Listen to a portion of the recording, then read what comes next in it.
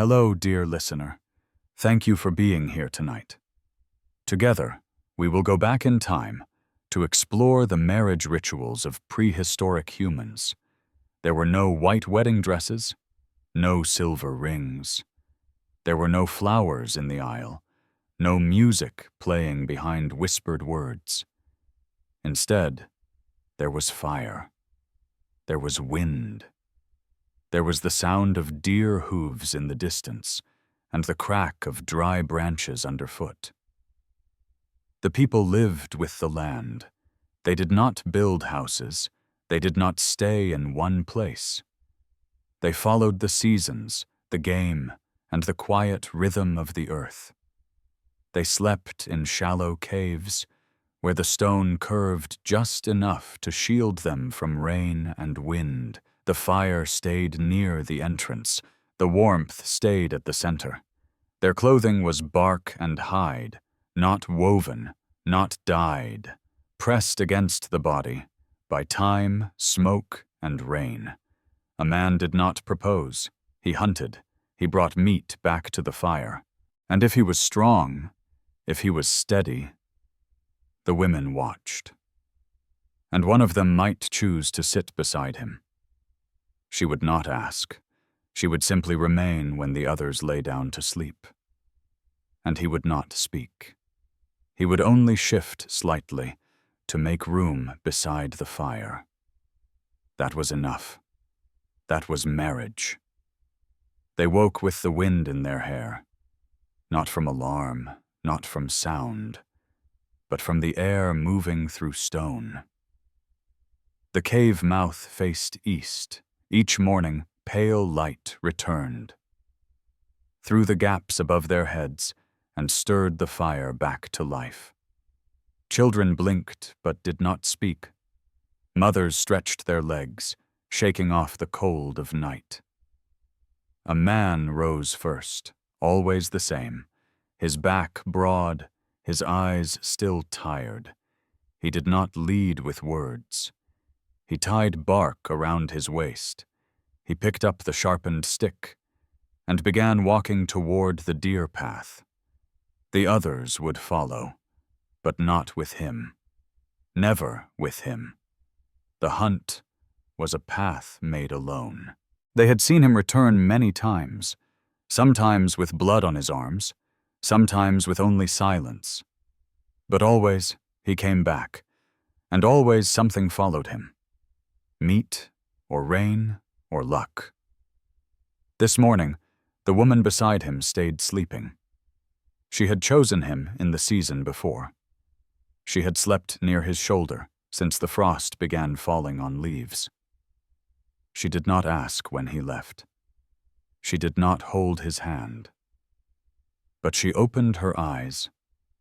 Once the fire stirred and looked at his back until it disappeared between trees. The others began to rise.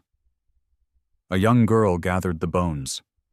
Some had been cracked for marrow. Some were clean from boiling. She stacked them near the wall, where old bones always rested. Two boys played near the water skin. Their feet made no sound. Their teeth were small and brown. One held a round stone in each hand, trying to knock flint together. The older women watched. They said nothing. They watched everything. They moved slowly, not from pain, but from knowing. Outside, the trees whispered among themselves. Branches curved like ribs over the trail. The sky was low, wrapped in gray. The earth felt soft beneath bare feet. The man moved through it without sound. He followed broken grass and old scent. He paused when birds stopped singing. He crouched when the wind shifted. He had hunted in this place before. It was not his land. It was no one's land. But it gave, sometimes. And that was enough. Back at the cave, the fire was stirred again. A girl added damp bark to the edges and blew gently across the coals. The smoke turned blue, then gold, then rose in thin curls toward the blackened ceiling. The women began chewing roots, soften them, warm them, spit them into bark trays for the smallest mouths. Nothing was wasted, nothing forgotten. Even the spit, when mixed with bitter root, could help the child's belly stop aching. The baby cried once, then slept again. Wrapped in fur, tied across the chest of the youngest mother. She did not rock him, only held him close as she scraped bark into strips for binding. Far away, a bird gave its warning cry. The man crouched low. He saw movement between the trees. Not many, just one. A young stag, not yet wary. He waited. The stick was in his hand. His breath was soft. His heart was not. When the deer turned, he moved. Not fast, but sure. The throw was not rushed. The point met flesh. The deer stumbled once, then fell. He did not shout. He walked to it, whispering to the blood as it pooled beneath the fur. He knelt. He opened the neck with the stone tool. He let the spirit go first, before cutting deeper. By midday, he returned to the path. His arms stained red, the meat wrapped in bark, tied with sinew. His pace slow, but steady. At the cave, the fire was waiting. So were the eyes of women. So were the children, though none ran forward. He set the meat down, stepped back, and sat. The woman beside him moved again. She touched the edge of bark. She took the meat and began to prepare it. No words, no reward, only movement, only rhythm, only life. Still going forward. She washed the meat in cold water, not in a bowl, but in a smooth stone dip where rain had gathered. She did not rush. Her hands were quiet. The bark fell away in strips, stained from blood, curled from heat. Beside her, the younger girl peeled roots. They worked side by side, but said nothing. The sound of scraping, the soft splash of water, the whisper of wind at the cave mouth. These were the voices of the day. The man sat nearby, sharpening flint. He had no words to offer, but his presence was enough. His shadow fell over the tools. His breath matched the wind. The child with the round stones tried again to spark fire. He struck them too fast. Nothing came. Then too slow. Still silence. The old woman watched. She said only, "Don't chase it." The boy stopped, looked at her, then at the stones, and tried again, slower. Across the open earth, the sun moved without hurry. Shadows stretched toward the trees. Birds flew low, their wings brushing the tall grass. In the distance, two men returned from another hunt. One carried nothing. The other dragged a long branch, spears tied to the ends. They nodded to the man who sat. He nodded back. There was no talk of success or failure. Only return, only presence. One woman looked up briefly, then looked away. Her eyes had known the man who returned with nothing. He sat near her that night, but not close. She stirred the fire once, and did not pass the meat his way. He did not ask. He did not move. That night, the cave was quieter than usual. Children slept curled near the wall. The flames were low. The air cool and still. She sat beside the hunter again, the one with red on his hands. They shared the last cooked pieces with a cracked stone bowl. He pulled bark around her shoulders, not as a gesture, but because the air had turned. She leaned into it. Without words. Two boys whispered something by the entrance, then drifted into sleep. The old woman stayed awake longer. She poked the coals, then pressed her palm flat to the ground, feeling for the memory of heat. In the dark, the woman reached for the man's hand. Only once. Only briefly, but he let it stay there. When the fire lowered further, they laid back on the hide. Not an embrace, but side by side. Their breath matched the rhythm of the cave. Outside, wind moved gently through the grass. The trees whispered stories no one translated. Far from the cave, a mountain owl called out. The sound echoed, then vanished. In that night, there was no fear, no great hope, only rest, only closeness. By morning, smoke still hovered near the stone ceiling. The girl with the roots had risen early. She chewed bark to soften it, then twisted it into strips for new sandals. She was not old enough to hunt, not yet strong enough to carry meat, but she knew which bark bent without cracking, and how to tie it so it didn't rub the skin. The younger boy stirred next. He sat upright, blinking at Ash, then crawled across the cave to poke at the coals. The hunter had already gone. No one had seen him leave, but his tools were missing, and his footprints led down the path. The woman he slept beside woke soon after. She did not ask for him, only sat, tightening the bark across her waist. The old woman nodded once in her direction. That was enough. She was now part of his fire. Until she chose to leave, or until the fire chose another. Outside, the wind was colder than before. The trees leaned in slightly. The animals had moved deeper into the thickets, where stone could not reach. The woman picked up the skin pouch. She carried water to the side of the cave, where meat from yesterday had dried on stretched vines. She touched the edges, checking for softness. She turned each piece with practiced fingers. 2 birds flew overhead.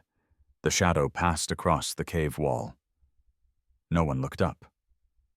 Inside this rhythm, there were no announcements, no events, only days passing, only heat and hunger, balancing each other. The boy sparked the fire at last. A soft crack, then a glow. The old woman looked over, but said nothing. It was enough that it burned. She followed the stream that morning, not for water, but to find leaves that curled upward. Some plants grew low in shadow. Others hid among stone. She knew each by shape, by color, by the taste left on her tongue. The girl had not spoken all morning. She had tied her hair back with bark string and placed a sharp flake of bone in the fold of her wrap. She moved without sound. Only her steps pressed the soil.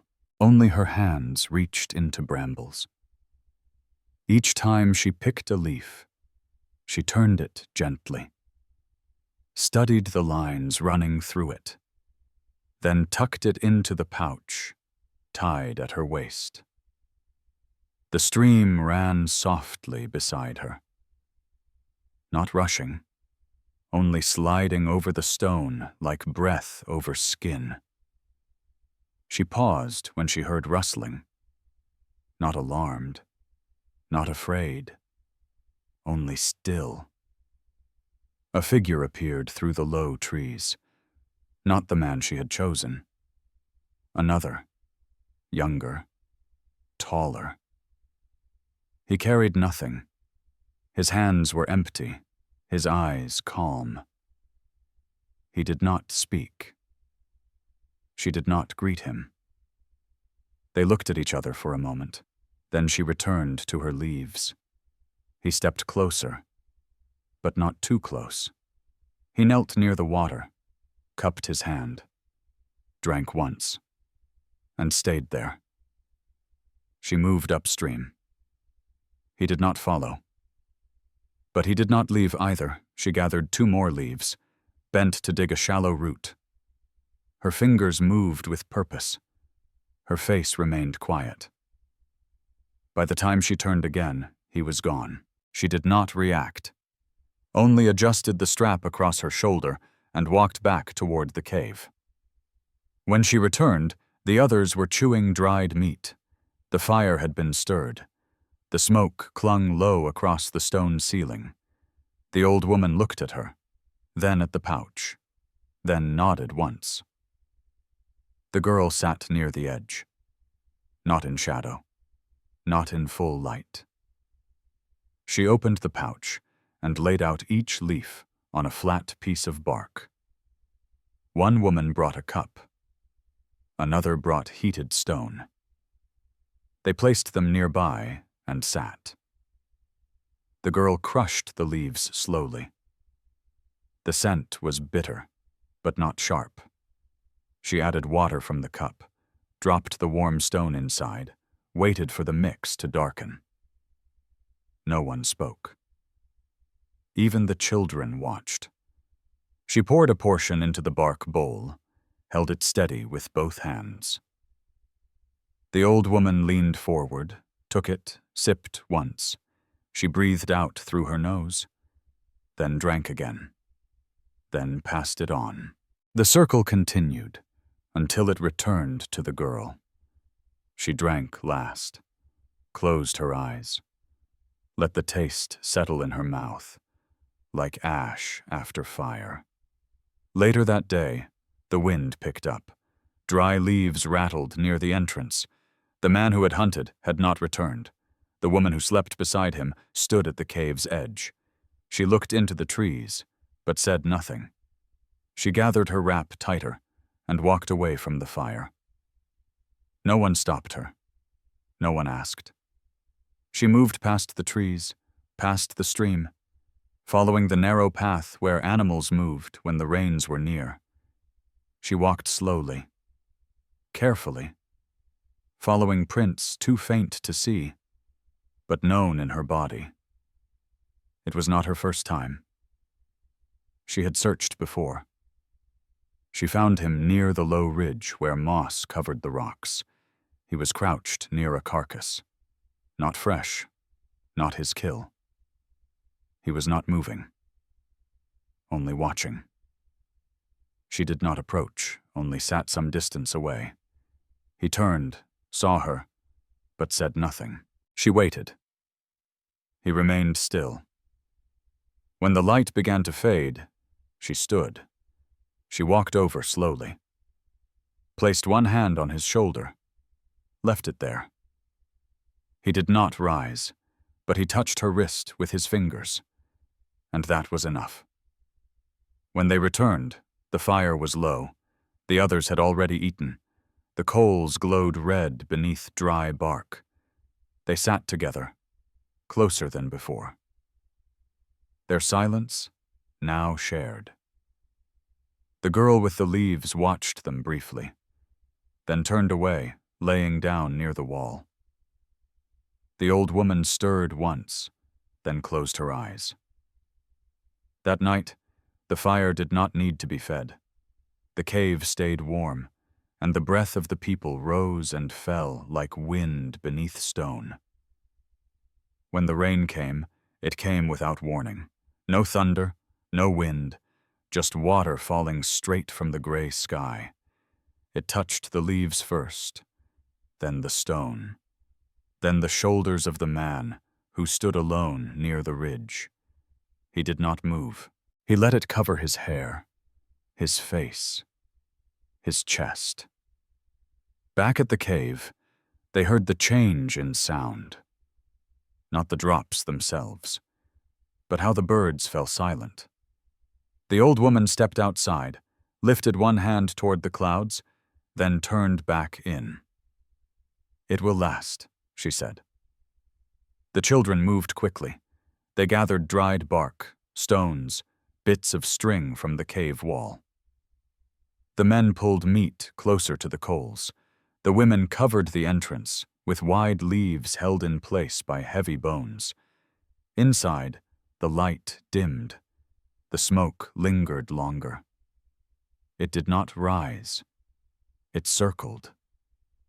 A girl crouched near the fire. She shaped small bark cups while her mother twisted roots into rope. The boy who had sparked the fire now carved lines into a piece of wood. Not to record, but to pass the time. The knife moved slowly, each stroke careful and thin. A woman stirred a pot of heated leaves. Not for sickness, not for hunger.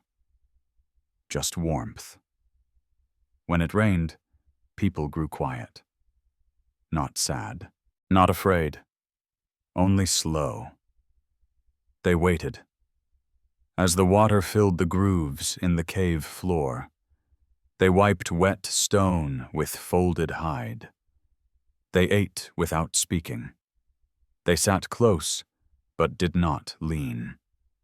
The woman who had walked to the hunter now stayed near him always.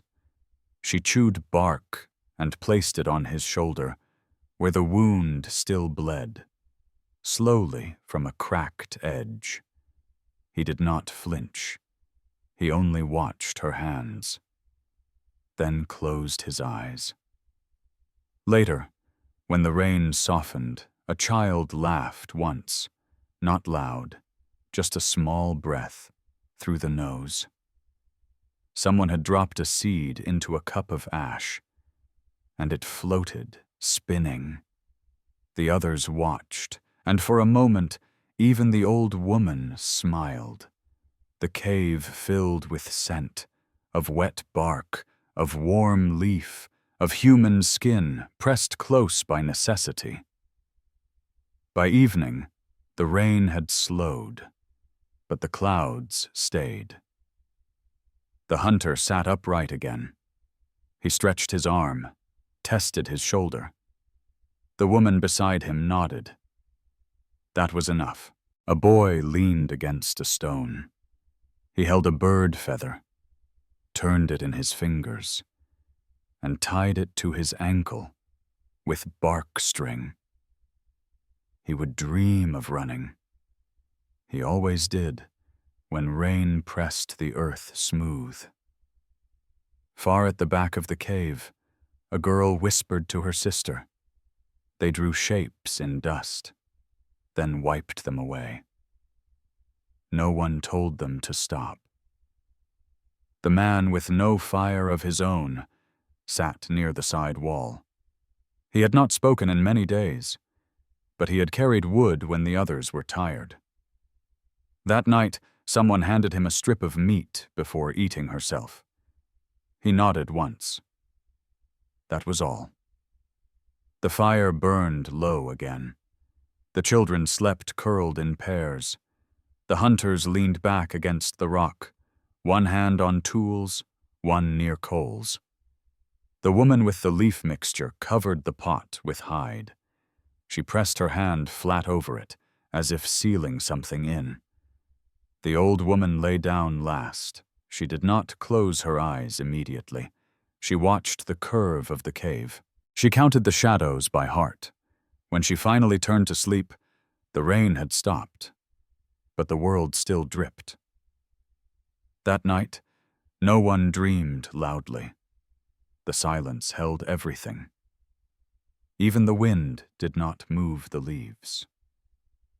By the time the sky cleared, the cave had changed. The fire was smaller now. The smoke no longer curled thickly. Only thin strands rose, then vanished into stone. The children stirred first. They moved toward the entrance without waiting for words.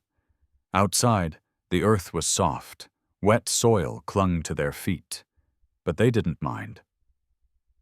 The older boy walked ahead. He held a long stick, dragging it behind him like a quiet mark across the new ground. The younger ones followed. One carried a dried gourd, another carried 2 stones wrapped in hide. They stopped near the shallow slope where water still pooled. They took turns stepping into it, feeling the cold rise around their ankles. They watched their own reflections. They touched the ripples, then stepped back. A girl crouched to look closer. She saw a frog resting near the edge of a leaf. She did not speak. She only looked and smiled without sound. Back at the cave, the old woman gathered bones. Not all bones, only the hollow ones. She wrapped them in fur, tied them with sinew, and laid them against the wall. She did this every time the rains came and passed. No one asked why. They knew some things were done only to be done. The man with the wound was mending tools again, his arm still sore, but stronger than before. He chipped flint with care, watching the edges form like thin ice beneath pressure. The woman beside him was boiling water in a shallow bowl, not for healing, only to drink, only to stay warm as the sun returned slowly. A group of younger men had gone to follow deer tracks. They left before the mist lifted. They would return when the light fell low. No one waited for them. No one worried. They would come back with meat or with silence. Both were accepted. The girl who once followed the stream now sat near the old woman. She watched the wrapping of bones. She offered a new strip of bark when the old one tore. The old woman looked at her briefly, then nodded. That afternoon, the cave stayed mostly quiet.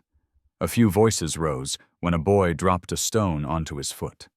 He didn't cry. He bit his wrist, waited for the pain to pass, then walked it off. Later, the hunter stood up.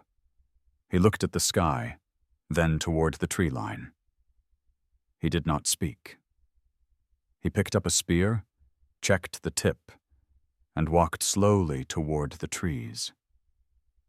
The woman did not follow. She watched him go.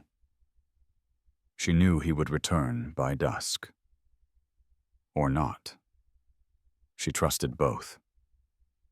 A child asked for water. The girl with the bark brought it. She held the gourd gently, poured without spilling. The boy drank, then reached for her hand.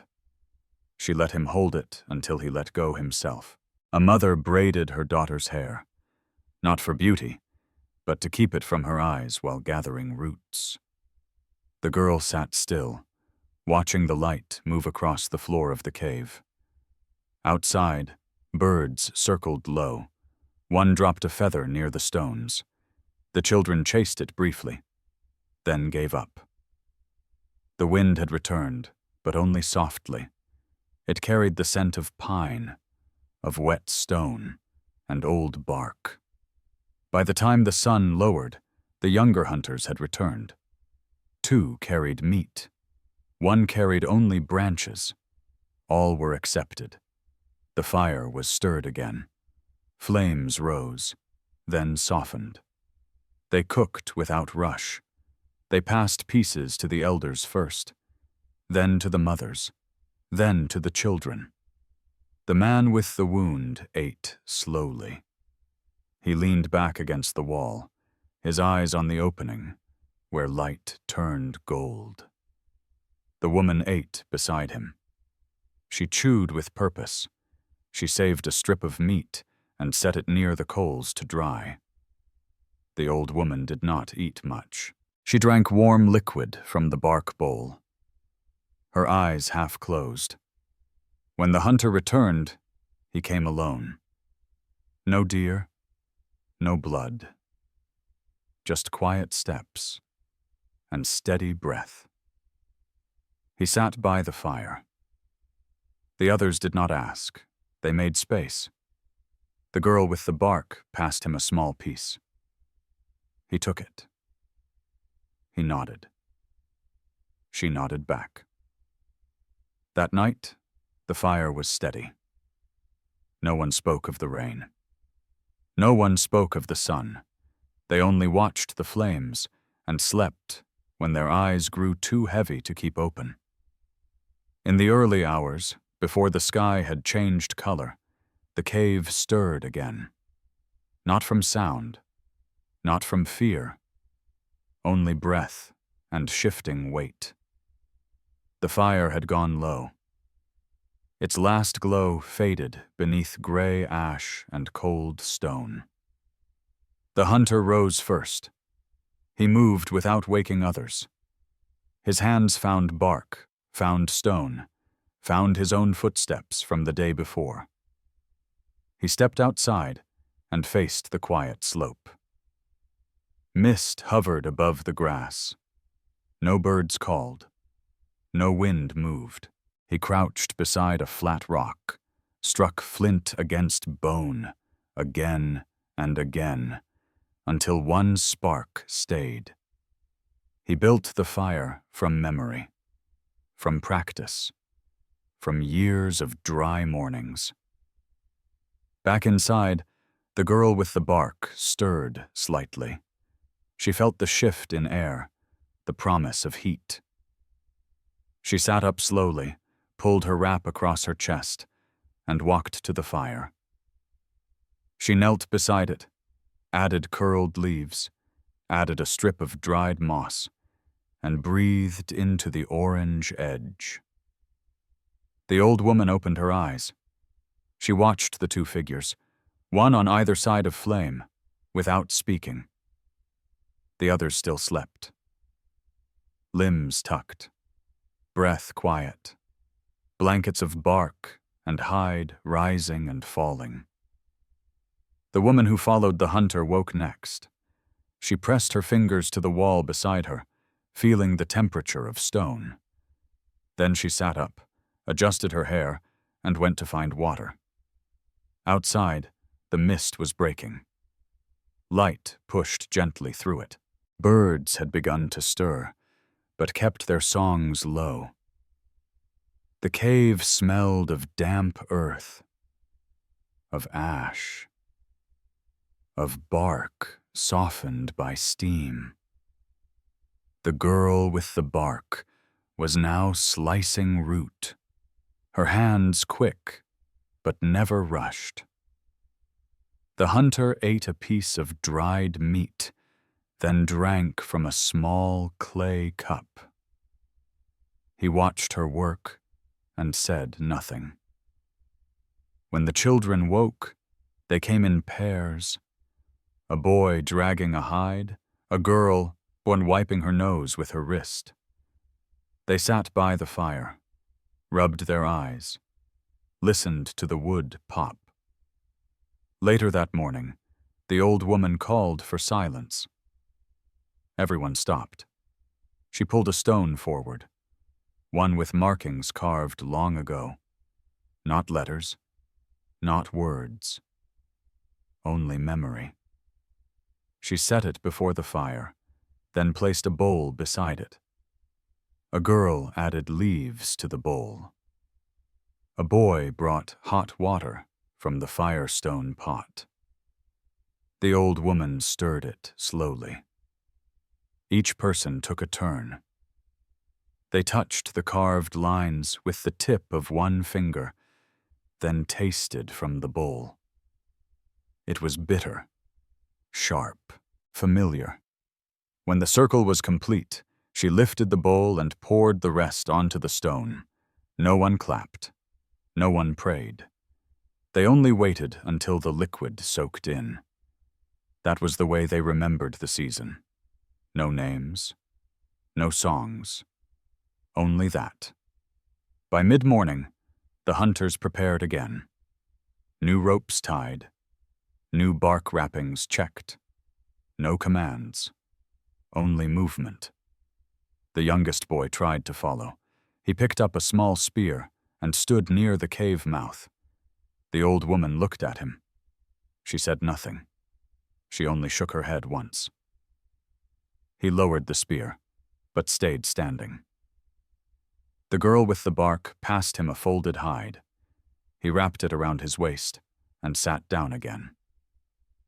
The hunters left quietly, 3 of them, 2 older, 1 younger. Their feet pressed the wet ground.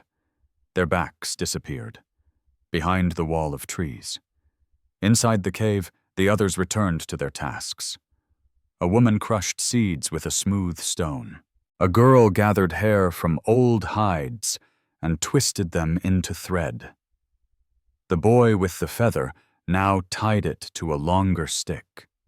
He balanced it in his palm, then let it fall gently. Again and again. The fire kept burning. The smoke followed a path upward, drawn by air moving through stone cracks. The old woman sat again, beside the marked stone. She touched the carvings, traced them with her thumb, then closed her eyes. She did not sleep. She listened. To the fire, to the wood, to the world as it slowly shifted. And the girl, still at the fire, pressed a new root into the pot. She watched it change color. She waited for it to speak. The hunters moved through tall grass. Their feet left no trail, only the tips of grass bending remembered where they passed. They did not speak. They did not look back. The younger one followed a few steps behind, watching where the others stepped, where they paused, where they listened. Ahead, the trees were thin. The ground sloped gently downward. A stream curved through mossy rocks. They reached it by midday. The water ran cold and narrow. One man crouched to drink. The others watched the surface, searching for movement, for patterns in the ripples. A shadow passed overhead. They looked up. A bird circled once, then vanished into cloud. One man nodded. They moved again. Upstream. Following old signs, a broken twig, a faded hoofprint, a stone turned by weight. They followed slowly, sometimes crawling under low branches, sometimes stopping for long moments, letting the forest breathe. Back at the cave, the morning passed without noise. The girl with the bark carried water in a woven pouch. She walked the same path she had walked many times. Near the stream, she found a plant she had been watching for days. Its leaves were wide now, its stem darkened with rain. She cut 3 pieces, wrapped them in moss, and carried them carefully home. The old woman sat near the fire. She was tying bundles. Dried leaves, split bark, small bones. Each bundle wrapped in thin string. Each one placed on a flat rock to dry in the light. The child with the carving stick now drew lines into ash, not pictures, only shapes, only motion, then erased them with his palm. A mother braided a girl's hair. The girl stared at nothing, her eyes soft and still. A boy watched insects crawl across the cave wall. He followed them with one finger, but never touched. By afternoon, the sky had darkened again. Not with rain, but with wind. Dust moved in thin spirals near the fire. Leaves tapped the cave edge. The girl with the bark pulled hides across the opening. 2 others helped. No one gave orders, only hands working, eyes meeting briefly, then turning away. Outside, the hunters reached a clearing. It smelled of old ash. Someone had made fire here, many days before. They stepped lightly. The younger one bent to study the ground. He touched a half-burnt stick. Still cold. Still clean. One man raised his hand. The others froze. A soft crack in the distance. They waited, still as stone, then moved together, circling wide around the sound. The deer had passed through. Its trail was fresh, the moss still flattened, the scent still warm. They split without speaking. Each moved to flank the trail. The younger hunter followed behind, learning each motion by breath and glance. 1 hour passed, then another. Still they tracked. Still they stayed low. Back at the cave, the girl with the bark mixed leaves in a clay cup. She used a stick to stir, tapped it twice against the rim, and poured the liquid into a bowl. She handed it to the old woman, who held it with both hands, and drank slowly. A boy curled up near the fire, his feet tucked beneath a hide. He chewed on bark string until his eyes closed. The stone with carvings sat untouched today. Its lines faded slightly in the dim light. No one reached for it. Not yet. The wind outside grew stronger. It did not howl. It hummed. The leaves at the cave edge shook. A few slipped loose, carried by gusts into the dusk. The girl stood at the entrance. She held the hide closed with both hands and watched the trees shift in rhythm. Far away, a shape moved near the clearing. The deer returned, stepping slow between shadows. The hunters waited. They did not breathe. They let the wind cover their scent. The older man moved first, his foot pressed into moss, his arm lifted the spear. The younger one watched closely. He saw the exact second, when the hand tightened, when the body leaned. The throw was swift, but not loud. The point struck behind the shoulder. The deer staggered. Another man moved in, knife ready. They worked quickly, without words. When it was done, they stood in silence. The younger man touched the hide. He felt the warmth fading. He looked at the others. They nodded once. He tied bark around the legs. The older men lifted the weight. They turned toward the trees, toward home, toward the cave where the fire still burned. That night, they would return carrying more than meat, carrying rhythm, carrying memory.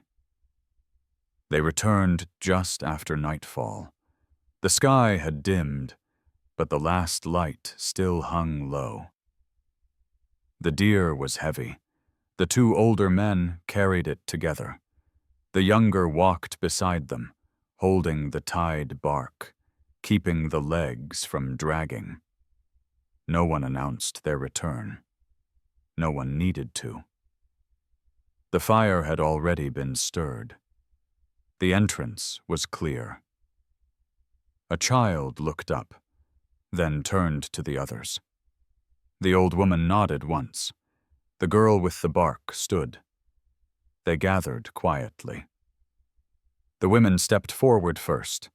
They reached for the deer not to admire, but to work. The hunters stepped aside. They sat down, their breath still uneven, their arms loose with effort. The girl brought a stone bowl. The woman beside her brought water. They cleaned the fur before the first cut. The old woman came last. She did not touch the deer. She only watched. Where the knife first pressed, where the line was drawn, where the skin began to pull, the sound was soft, the movement slow. Each step was known and remembered. The meat was removed in sections, wrapped in bark, set beside the fire. The bones were stacked in a separate pile, the heart placed in its own bowl. No words, no pause, only care. The hunters ate first, a strip each, still warm, still close to the heat of life. Then the meat passed around. Children chewed slowly. Mothers saved pieces for later. The girl with the bark did not eat yet. She tended the fire, turning the bark packets, adding dry wood, checking for smoke. The younger hunter watched her. He said nothing, but his eyes stayed. Later that night, when most had eaten, the old woman called for silence. She placed a hollowed bone on the floor, then dropped 3 small stones inside it. She shook it once. The sound was dry. The girl with the bark stepped forward. She took the bone, shook it 3 times, then handed it to the younger man. He did the same, and returned it. The sound was always the same. 3 dull knocks, like footsteps on hollow ground. When the bone passed through every hand, the old woman took it back. She placed it on the stone with carvings, then leaned back and closed her eyes. No one spoke. The fire cracked once, then went still. They began to lie down again, in pairs, in silence. Their breath returned to rhythm. The younger hunter did not lie down yet. He sat near the fire. The girl with the bark still sat beside him. She handed him a folded wrap. He did not open it, only held it. The air outside was cooling. No wind, no bird. Just stars appearing slowly through the cracks in sky. Far away, a sound moved through trees. Not a threat, just a branch bending under its own weight. The younger hunter finally lay down. He placed the wrap under his head, closed his eyes. The girl stirred the coals one last time, then placed bark over the fire to hold the heat till morning. She lay down not far from him, not close enough to touch, but closer than before. The cave was full, not crowded. Full. By morning, the deer had cooled. The meat dried slightly. The bones were ready to be split. A woman brought a hammerstone. She broke the long bone, cracked it open, and scooped the marrow into a bark dish. A child brought hot ash. It was added slowly, stirred into a thick paste. This was eaten first, by the old woman, then by the youngest, then by the rest. The younger hunter sat near the wall. He cleaned the point of his spear, turning it in the light. The girl with the bark now cut thread from hide. She twisted it with her fingers, tied it to a new pouch. Their eyes met briefly, but no words passed. Outside, the grass moved in soft wind. The trees leaned toward the ridge. Birds returned to branches. One boy chased a feather again. It caught in his hand, then slipped away. He laughed quietly. A woman carried water back from the stream, her shoulders strong, her pace steady. That afternoon, the sky stayed clear. No rain came, no storm threatened. The fire burned clean. The bark did not smoke. Someone began to hum. Not a song, not a memory, just breath and tone. It rose once, then faded. That night, when they lay down again, the younger hunter shifted. He moved closer to where the girl now slept. She did not wake, but her hand rested, open, between them. That morning, the fog returned. Not heavy, just thick enough to soften everything. The trees looked farther away. The stream barely made a sound. Even the birds called less. The girl woke first. She sat up slowly, her hair falling over one shoulder. She looked toward the fire. It still burned, but low. She reached for a stick, shifted the coals, and added dry bark without making noise. The heat lifted gently. The smoke rose straight upward, disappearing through the stone cracks above. She pulled her wrap tighter. The air was colder than before, not from wind, but from the mist. Others began to stir. A child yawned near the wall. A boy turned in his sleep, then sat up, rubbing his eyes with one hand. The younger hunter opened his eyes. He looked toward the girl, then at the fire. He did not speak. The old woman was already awake. She was crushing leaves with a smooth stone, her hands moving slowly but without pause. She added water, watched it soak into the paste, then shaped it into small rounds. No one asked what it was for. Not every preparation needed a reason. The meat from the deer had been dried overnight. Now it hung along the wall, wrapped in clean bark. The bones had been cracked, the marrow used. Even the hide had been scraped and laid flat on stone to dry in the light. Nothing wasted, nothing left behind. The girl rose. She stepped outside the cave. The mist surrounded her, cool against her skin. She walked toward the stream, carrying an empty cup. Her feet found each stone without looking down. At the edge, she knelt. She touched the surface with the tips of her fingers, then filled the cup, carefully. On her way back, she paused. Something in the mist moved. Slowly, across the ridge. She did not call out. She did not approach. She waited. The shape became clear. It was the older hunter. He walked alone, carrying only a small bundle. His shoulders were wet, his eyes quiet. She nodded to him as he passed. He nodded back. Inside the cave, the old woman motioned for him. He knelt beside her. She handed him one of the rounds she had shaped. He ate it slowly, chewed without sound. Then sat near the fire, watching the coals shift. The younger hunter watched him quietly. Later, a boy found an insect near the wall. He cupped it in his hand, then placed it outside on a patch of moss.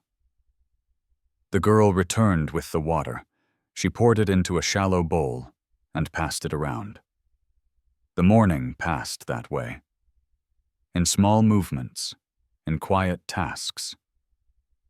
By midday, the mist began to lift. The light returned slowly, turning the leaves silver, then green. The children wandered farther out. One picked berries from a low branch. Another carried twigs back to the fire. The old woman stood, stretched her back, and looked toward the hills. "We will move soon," she said. No one asked when. They only began preparing. A woman gathered wraps. Another folded dry hide.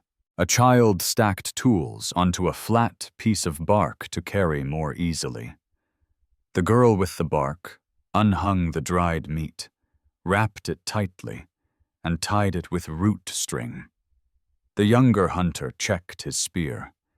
He rubbed the tip with oil from a pouch of crushed seed. The old woman sat again. She laid 3 stones on the ground, one for the fire, one for the cave, one for the way forward. She touched each stone once, then left them where they were. As evening came, the sky stayed clear. The air was cool, but steady. They sat by the fire. One last time before the move, they ate simple food.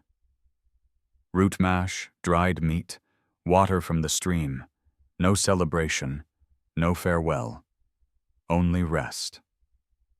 That night, the younger hunter lay near the girl. He did not touch her, but she moved slightly closer, so their arms almost touched. They both stayed awake longer than the others, not talking, not looking at each other, just watching the coals and listening to the quiet settle into the stone one last time. At first light, they began to prepare for the journey. The fire was allowed to fade. No coals were taken. Only the memory of heat remained. A boy folded bark bowls and tied them with strips of grass. A girl gathered broken stones that still held sharp edges. The old woman walked slowly. She checked each bundle. She adjusted each knot. Her fingers moved with quiet certainty. The younger hunter packed dried meat. He placed it in a woven pouch, wrapped in hide and tied with bark rope. The girl beside him secured the water skins. She tested the seams, checked for leaks, then handed him one. They did not speak. They did not need to. Each knew what must be carried. Each knew what could be left. The cave was nearly empty now. Only stones remained, and ash from many nights. The walls still held warmth, but no sound. One child sat near the entrance. He looked out at the hills, then back into the cave. He did not cry, but he stayed there longer than the others. The old woman touched his shoulder. He stood. He followed. When all was ready, they stood in a line just outside the cave. No one marked the ground. No one turned back. They began walking, as they always had, quietly, their feet pressed into soft soil. Their shapes moved between trees. The path was not new, but it changed with every season. They walked slowly. Each person carried something. Even the smallest child held a tool, a pouch, or a wrapped leaf. The younger hunter led the way. Not because he was asked, because he knew the signs. The girl stayed close behind. She watched the land as he did. She stepped where he stepped. The old woman walked in the center. She watched everyone. She listened to the rhythm of movement, and when someone paused, she paused too. Midday came. They stopped near a fallen tree. The bark was peeled back by age. Underneath, insects moved slowly through dark wood. They rested there. The hunters drank. The mothers passed food to quiet mouths. No fires were made. Only silence shared beneath the shade. After rest, they walked again. By evening, they reached the edge of the wide clearing. The grass was tall, the air still warm. The trees circled far around. They had camped here before, many times. They knew where the ground was soft, where the wind moved gently, where to face their backs as they slept. The younger hunter walked the perimeter. He checked for tracks, for scent, for signs of claw or hoof. He returned without words, only a nod. It was safe. They began to lay out hides, not like a house, not to build, just to rest, just to stay dry. The girl placed the meat near a smooth stone. She unwrapped the pouches, let the bark air out. A boy gathered fallen branches. He placed them in a circle, then looked to the old woman. She gave him a spark stone. He struck carefully, as he had practiced. It caught. The fire rose slowly, then settled. They gathered around it, not in tight circles, but in quiet shapes spread evenly in the grass. A woman chewed leaves and handed a poultice to another with sore feet. A child watched a moth circle the flame. The old woman spoke once. "We will stay here 3 nights," she said. No one asked why.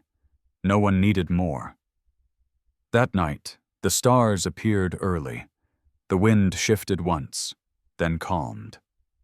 The girl and the younger hunter lay near the same fire, not touching, but close. He reached for her hand once the others had fallen asleep. She let him. The fire burned low, the bark popped, and the earth turned quietly beneath them. The clearing stayed quiet into the next day. Mist rose early from the grass. It moved between their ankles like smoke without fire. The old woman was already awake. She sat near the edge of camp, holding a rounded stone and rubbing it with ash. She was cleaning it, not for use, but for memory. The younger hunter stirred next. He stood slowly, stretched one arm, then looked toward the trees. He checked the spears.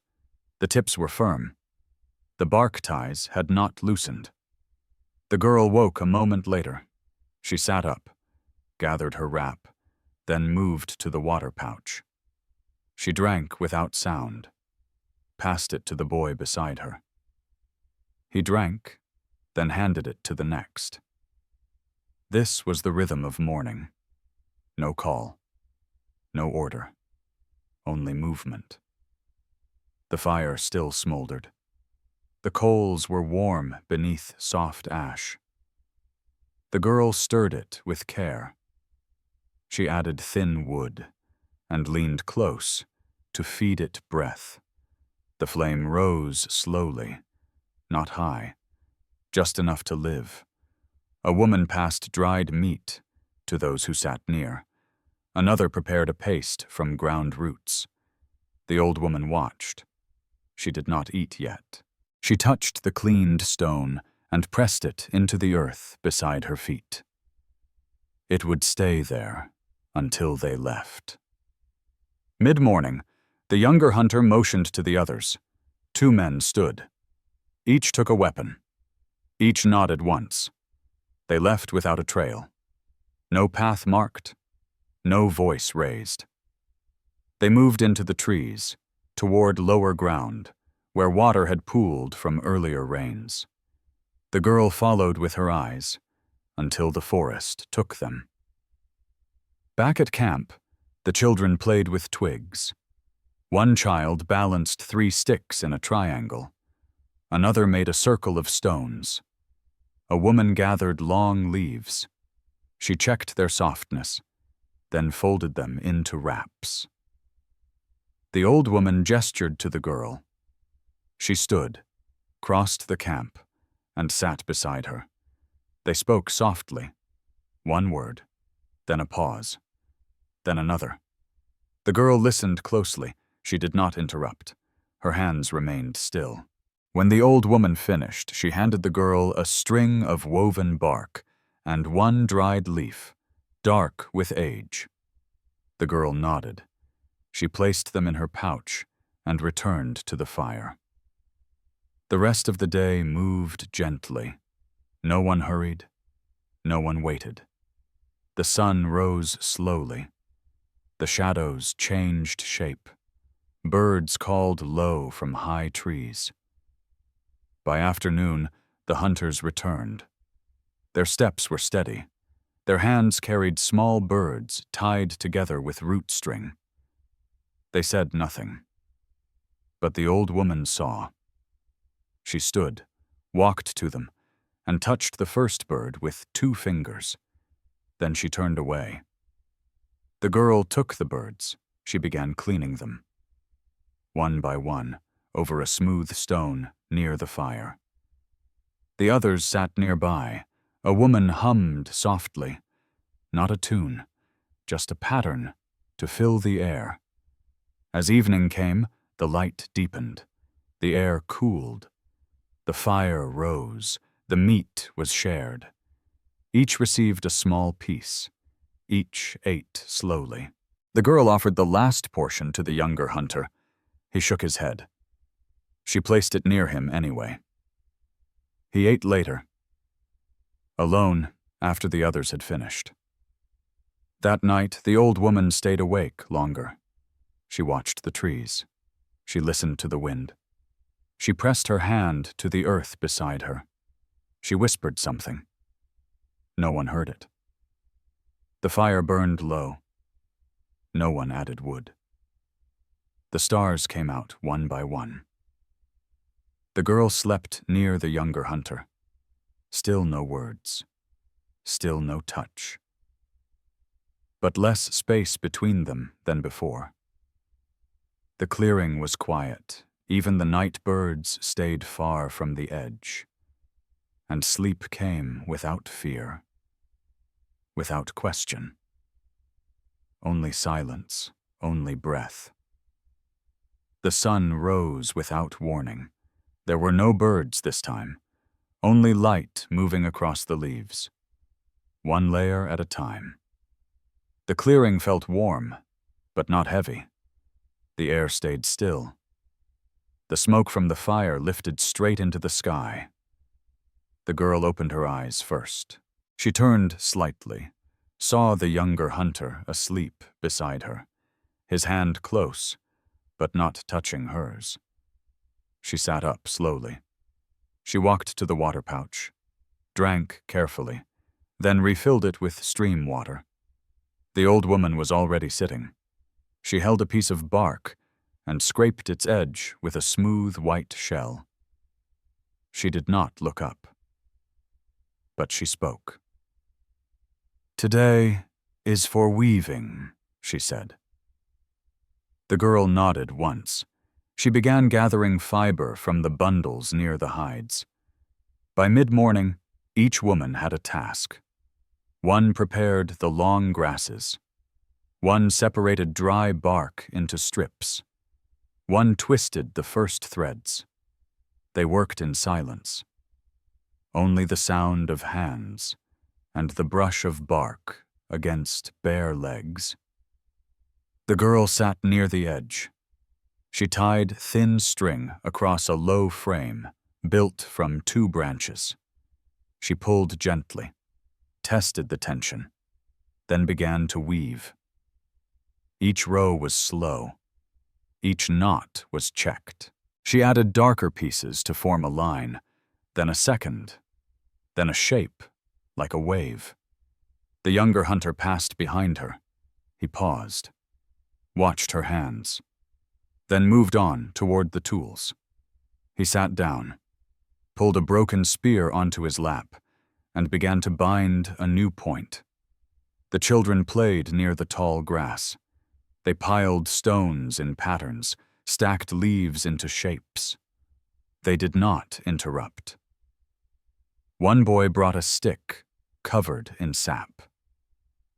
He held it up, smiling, then dropped it and chased something else. The old woman watched from where she sat. She twisted rope with her thin hands, tight and even. She passed finished lengths to the others. The girl continued weaving, her back straight, her fingers steady. She did not stop. Even when the wind picked up, even when dust moved across the ground. The younger hunter finished his repair. He held the spear upward, tested the balance, then set it beside him. He stood, walked to the girl, and sat beside her. They did not speak, but he passed her a strip of dark bark. She nodded. She added it to the next row. The pattern grew. Not perfect, but strong. By midday, the work slowed. They set tools down. They drank water. They leaned against rocks and let the sun touch their faces. The girl stood. She stretched her arms, then walked a short distance toward the edge of the clearing. She found a flat place beneath a tree and sat there. She placed her hand on the earth. She closed her eyes and listened. The younger hunter followed. He sat nearby, not close, but near enough to hear her breath. They said nothing. But they did not leave. Back at camp, the old woman had begun sorting tools again. She laid them in rows, cutting, tying, scraping. The others watched her. They waited for her signal. But she gave none. Only silence. Only rhythm. By late afternoon, the weaving frame was full. The girl rolled the finished piece. She tied it with bark and placed it in her bundle. The younger hunter helped fold the hides. They carried the bundles to the shaded side of the clearing. Everything was in place. Everything ready for the next move. That evening, they sat together again. The fire burned small. The air was still. The girl leaned against her knees. The younger hunter sat close, their shoulders nearly touching. The old woman watched the sky. Her lips moved, but no words came out. The stars appeared again, one by one, soft, faint, distant. No one spoke. No one asked what came next. They had learned not to ask. They only waited. And when the time came, they would walk again. They left the clearing just after sunrise. The fire was buried beneath cold ash. Only 3 stones marked where it had been. Each person carried something. Wrapped bundles, water skins, flat tools tied in cloth. The path was soft beneath their feet. Grass damp with dew, stems bent gently with each step. The younger hunter led again. The girl walked beside him. The others followed close, moving as one long shape between light and shadow. They crossed a shallow stream where rocks were smooth and round. One child slipped, laughed, then stood again, soaked but unharmed. The trees grew denser ahead. The light narrowed. Sounds changed, birds louder, branches lower, roots thick beneath moss. They moved slower now, hands brushing bark, eyes scanning the ground.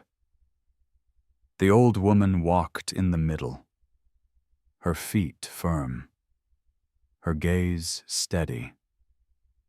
She hummed once, a single note, then silence, as that was the sign to rest. They stopped in a hollow where sun broke through. Rocks circled a patch of earth. Someone had stayed here before. They laid their bundles down, not all at once, but carefully, with thought. The girl with the bark removed her weaving from its pouch. She folded it across a low branch to let the wind touch it. The younger hunter drank water. He offered the pouch to the woman nearest. She accepted it with a nod. The children wandered a short distance. They picked up acorns, held small feathers to the sky. No one called them back, not yet. The old woman sat near a stone. She placed her palm on its surface. She whispered something, too soft to hear. Then she closed her eyes and rested. One woman crushed dried roots with a dark stone. She added a pinch of ash, then folded the mixture into a wrap of bark.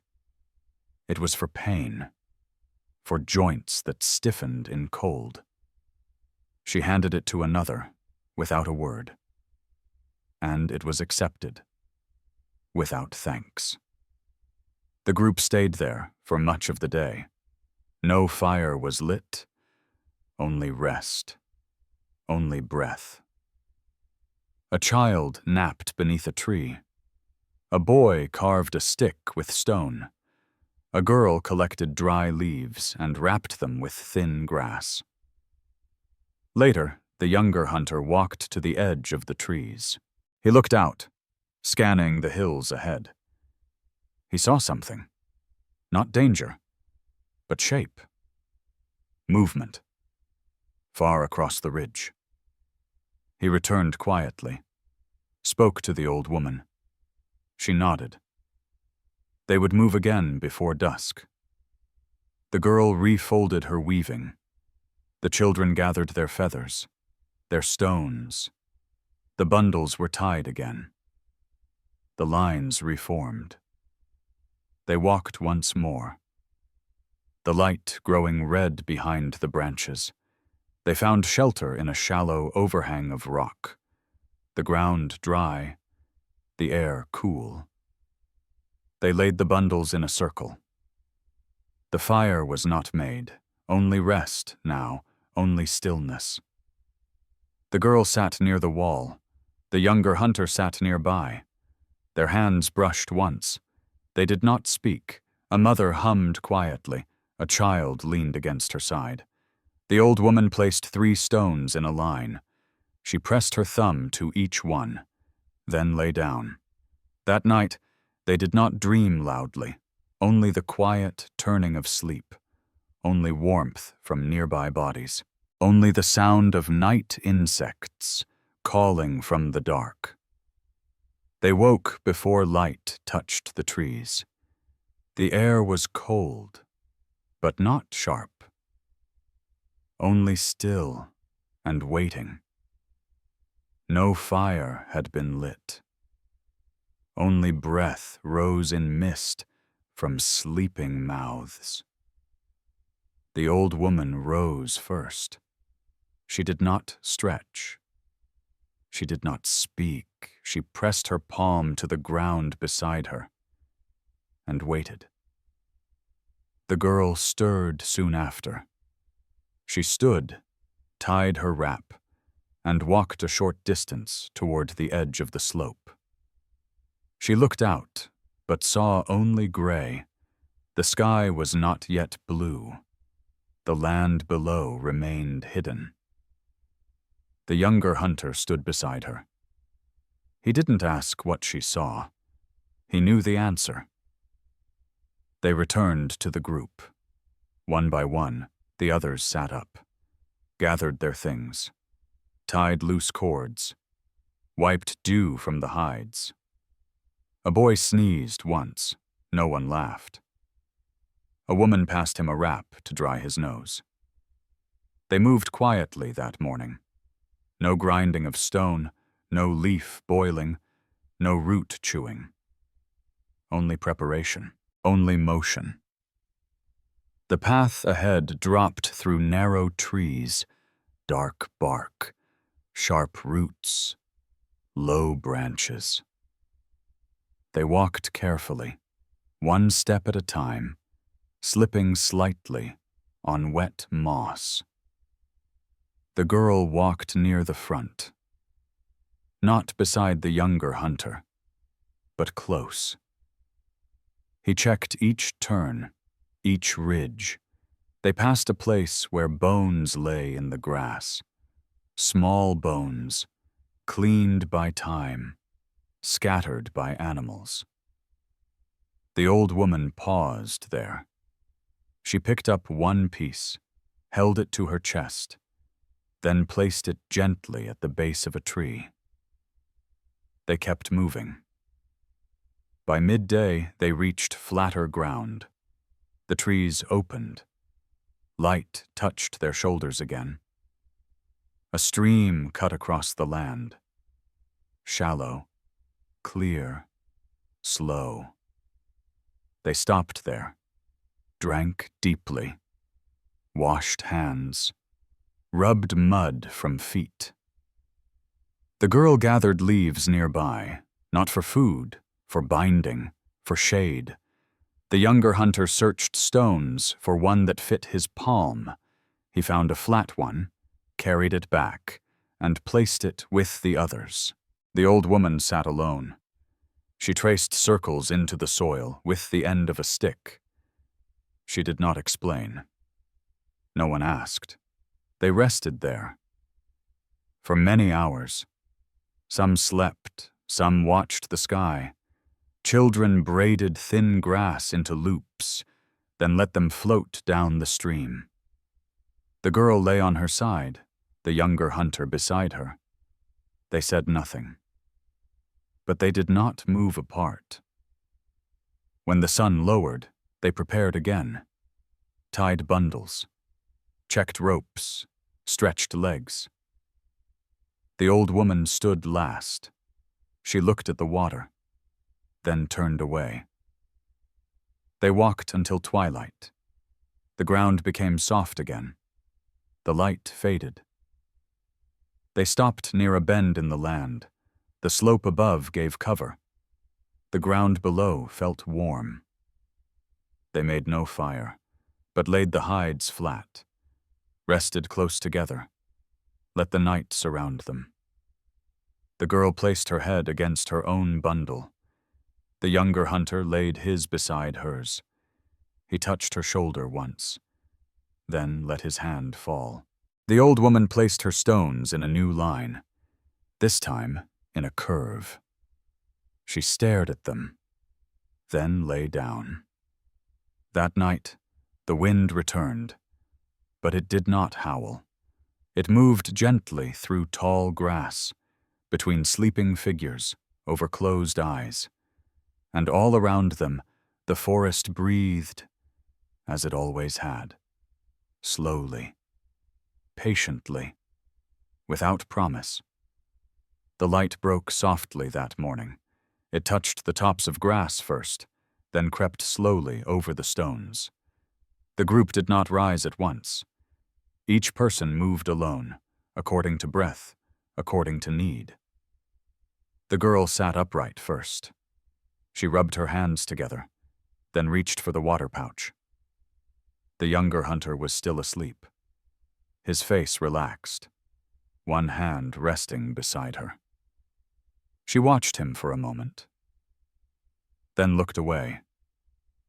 Not out of shame, out of rhythm. She stood, walked quietly beyond the camp, and sat near a small hill. The wind moved gently through her hair. It carried the scent of something new. Sap, stone, and distant fire, from no one she knew. Back at camp, a woman stirred the dried roots. She added drops of water, pressed them into a paste. The old woman watched. She leaned against a smooth boulder, her knees drawn to her chest. She was not cold, just still. Children gathered leaves for wrapping food. They passed through grass that reached their knees. The boy with the carved stick held it in his mouth, hands full of kindling. He dropped it near the circle, then turned once to chase a bird's shadow. By mid-morning, the girl returned. She carried a stone. Flat, heavy. She placed it in the center, near the others. The younger hunter was now awake. He tied his wrap slowly, stretched his arms, and followed her with his eyes. She met his gaze briefly, then looked down. They shared a piece of meat, torn by hand, passed between them without ceremony. Later, the group gathered close again. The old woman stood, held up a thin branch, and bent it slowly into a circle. She held it up. The others watched. She said nothing. But the shape was clear. It meant rest. It meant this place would hold them another day. No one disagreed. They laid down their bundles again. The girl and the younger hunter walked beyond the trees, not far, only to the place where rocks met shallow water. They sat there, feet in the stream, hands on knees.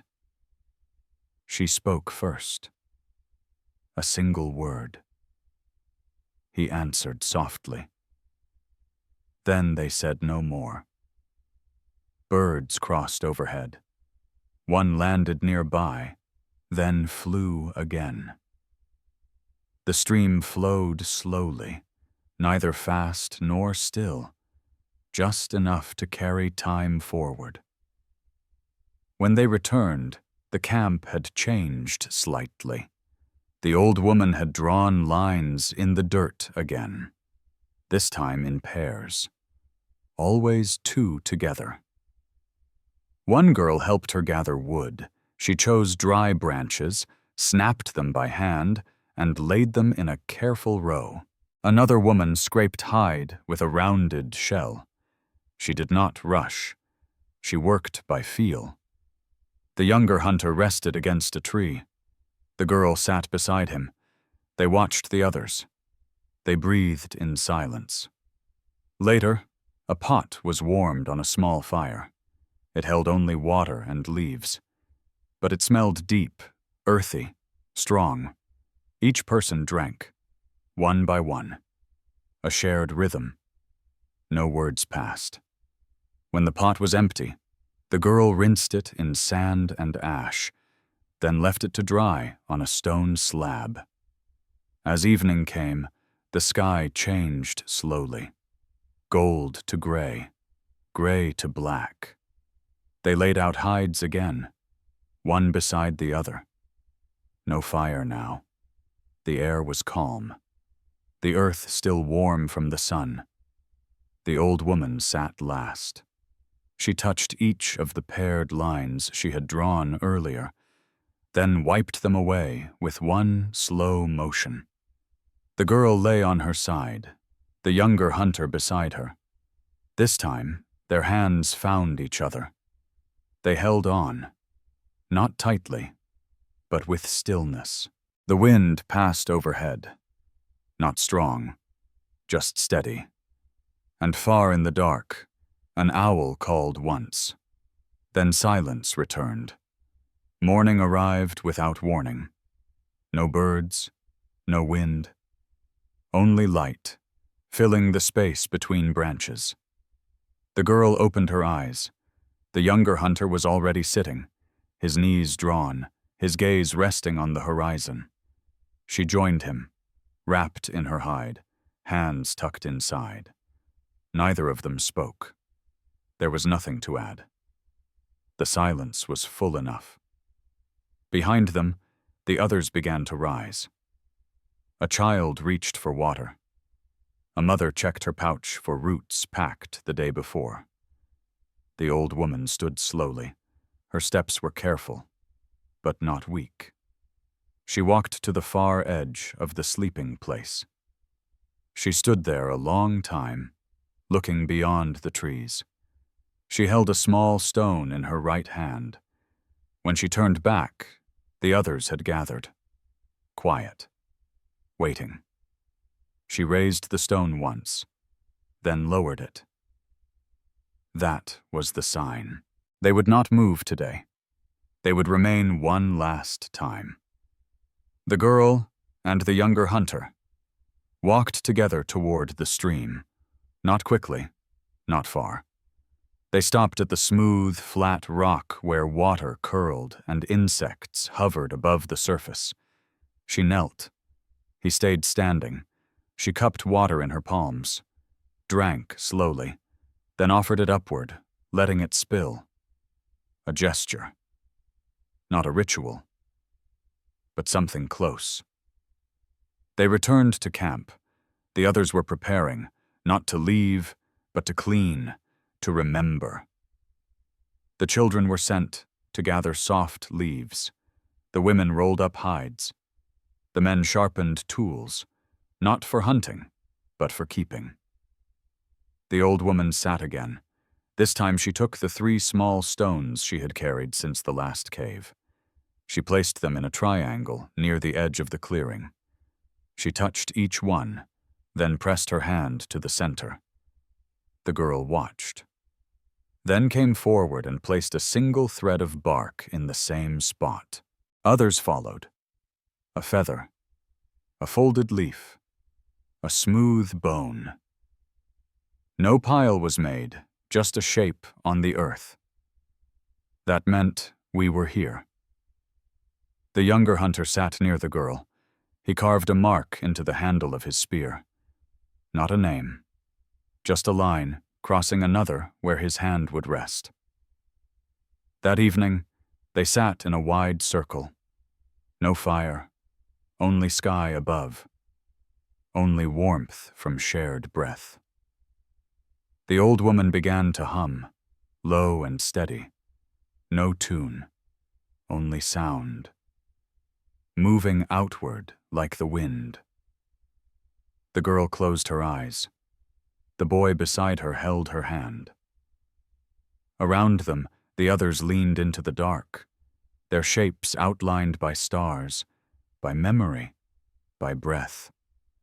They stayed that way until the sky deepened, until the earth cooled, until nothing moved but thought.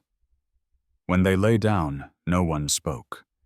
There was no goodbye, no need for words.